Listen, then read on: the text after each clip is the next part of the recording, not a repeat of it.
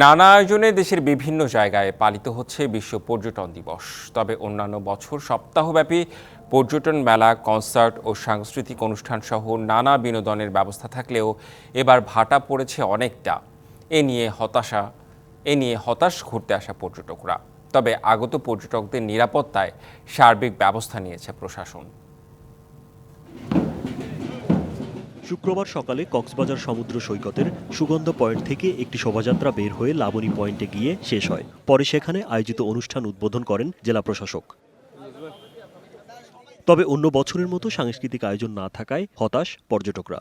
সন্ধ্যাবেলা তো আর এসে সাগরে নামা যায় না, তো আমার মনে হয় এখানে গানের ব্যবস্থা করলে খুবই ভালো হতো।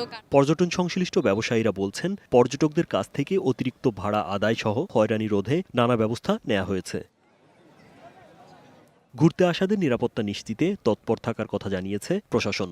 এখানে বিশ্বের নানা জায়গা থেকে পর্যটন প্রেমী মানুষেরা, এছাড়াও দেশের বিভিন্ন অঞ্চল থেকে আমাদের নাগরিকেরা এই অঞ্চল ভ্রমণে আসেন।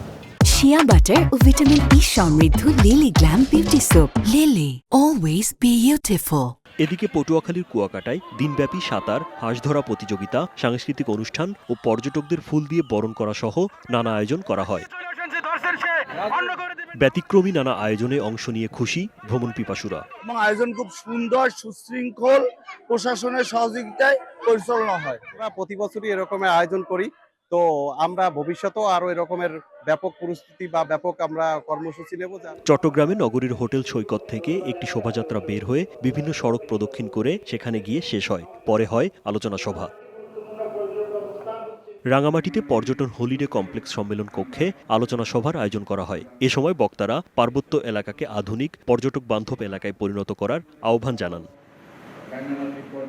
দিবসটি উপলক্ষে বান্দরবানে একটি শোভাযাত্রা শহরের প্রধান প্রধান সড়ক প্রদক্ষিণ করে। পরে আলোচনা সভায় বক্তারা পাহাড় প্রকৃতি ধ্বংস না করে ইকো ট্যুরিজমের মাধ্যমে পর্যটন শিল্প এগিয়ে নেয়ার আহ্বান জানান। রাজীব বিশ্বাস, ডিভিসি নিউজ ডেস্ক।